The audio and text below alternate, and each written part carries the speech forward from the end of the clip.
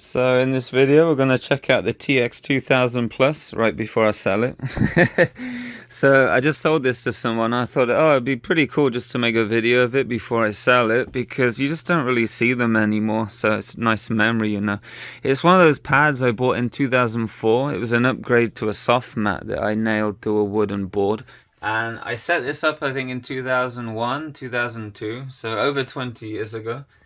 So underneath it has this kind of anti-slip stuff. I don't know if I can lift it, but yeah, this pad is super heavy. So it has all anti-slip stuff underneath.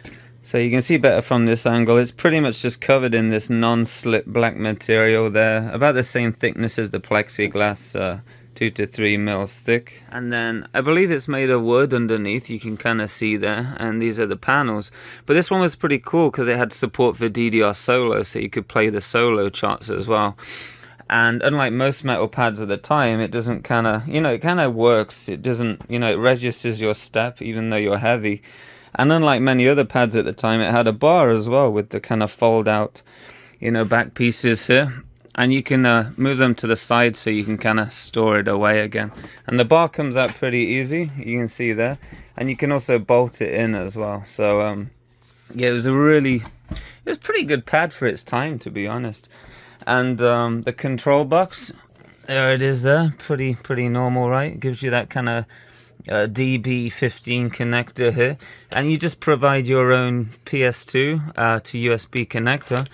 And then you can play Statmania. Check it out. So when you press the arrows, you can see how it lights up pretty much the whole pad. You can see the lights going all the way around. Well, not that one, I don't know why, but yeah, you press any arrow, the whole pad lights up. So it actually looks pretty good in the dark when you're kind of beasting away. It's pretty cool, and it's easier to trigger, if you have a bad arrow, you can kind of see it a bit better what's going on as well. And it's shipped with all this stuff here, not that, but you get these spare arrows here. I think I've used a couple of them. I think it had 3 blue, 3 red, but you can see the connector here, just kind of like a cheap little connector here. And on the underneath, it has this kind of foil strip that kind of just makes contact. But yeah, it's pretty good. They're kind of plexiglass, and they are, I'd say, 3 millimeters, maybe 2.5 millimeters thick. That came off the bar. I think we're stammering too hard. I think I did on this pad, I think I went up to a 15, so it's not too bad, but I think the heavier you are, the harder it is to work. Here's the tool for getting the bar on, the bar nuts. That could be from IKEA furniture. I really don't know why that's there. But yeah, let's take a look in the pad as well, see what the setup looks like. Alright, so I whipped a couple of the screws out there. They're pretty much just Phillips head, so no big deal. It's looking a bit like a Blue Shark now, Blue Shark territory. We can see the wood there, but let's have a looky in here. See what it looks like. So this actually goes under the pad there. So that's how the sides are clamped down. It doesn't use more of these. I actually think that's a good design. I like it a lot. But yeah, it's just clamped on the front there. That's pretty much every arrow on here. Fold it over. Check it out. It's like a soft mat. So it has this layer of foam here. You can see there. Again, it's pretty much the thickness of the arrow itself, about 2.5 mil. And there's the contact plate there, which hits the kind of foil underneath. This is actually pretty solid. Maybe it's a millimeter thick, something like that. And there's where it connects in as well.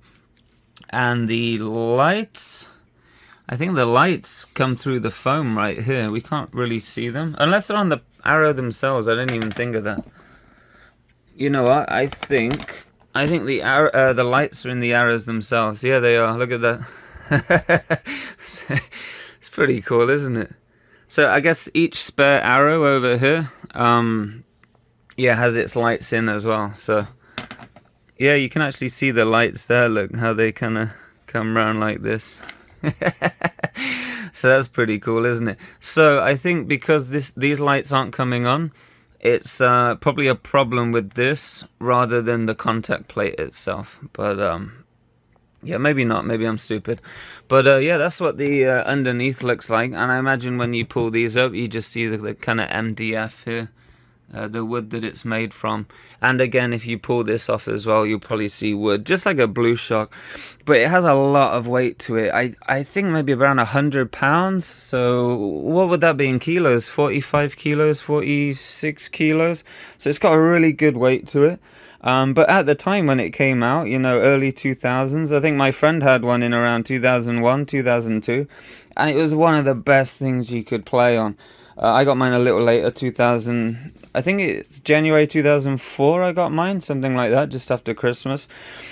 But yeah, it was a beast pad. I think I paid a couple £100, give or take, something like that. But yeah, it's shipped from Germany, made in China. But yeah, this is the TX2000 Plus. I don't even know if there was a TX2000, but there was a 1000, but that was pretty crap. Okay, so the lights have been fixed now. It was just a little loose connection here.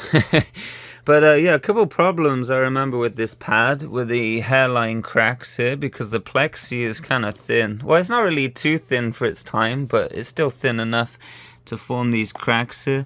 But the cracks never really affect gameplay. That's the whole thing. Like, some people used to moan saying, "Oh, my pad has cracks. It's shit." But really, you can still play on it. You know, it still works perfectly fine because the contact point is, you know, here. So even if you have a crack here, it doesn't matter. It works fine. So that's why I never replace the arrows. And the other problem is this kind of foam here likes to soak up your sweat. So if you sweat a lot, and the wood as well, but that's a problem with all pads made of wood and, you know, using these materials. Yeah, they soak up your sweat. So visually they don't look great, and after a while it can kind of soak up too much and not work too well. But yeah, that's only really the problems I've had with this. Sometimes if you're playing on carpet, it can move, but if you play on kitchen tiles, it always pretty much stayed in its place with the kind of anti-slip stuff underneath. But yeah, here's the box it came in. It's pretty beastly, I'm not gonna lie. But yeah, this has been sold now, so I was just making the video. So A, they can see it working, and 2, so you can see a nice bit of dancing game history and how we used to play in the early 2000s. Monkey.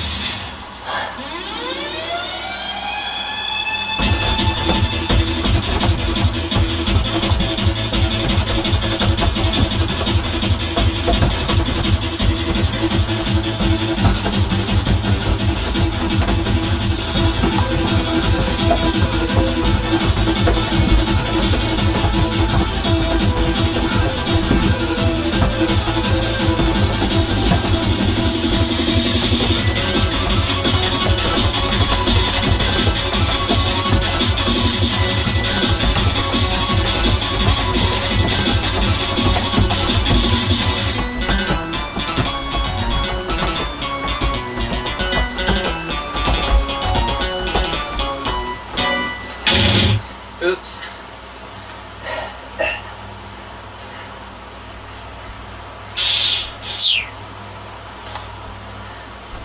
This is Blood Rush, no chair!